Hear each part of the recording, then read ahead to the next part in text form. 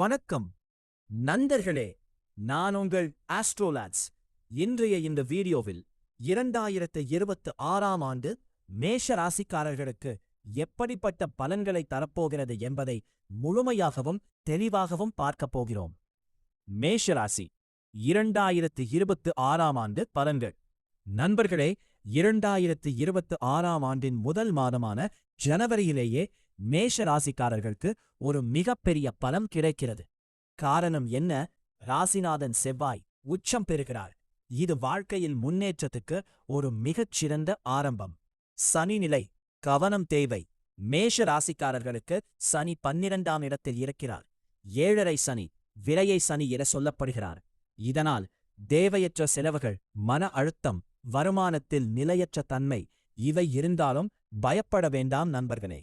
ஏனென்றால் குரு பெயர்ச்சி வாழ்க்கையை திருப்புமுனையாக மாற்ற 2026 ஜூன் 2ஆம் தேதி முதல் குரு 3ஆம் இடத்திலிருந்து 4ஆம் இடத்திற்கு பெயர்ச்சியாகிறார்.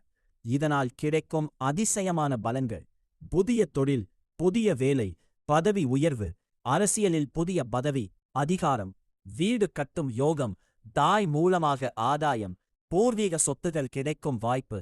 சனி கொடுத்த சிரமங்களை குரு முழுமையாக சரி செய்ய வருகிறார்.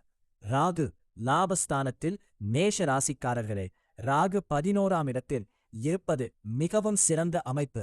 இதனால் தொழிலில் நல்ல லாபங்கள், அரசியலில் வெற்றி, பள்ளி மற்றும் போட்டித் தேர்வுகளில் அதிக மதிப்பெண், தேர்ச்சி.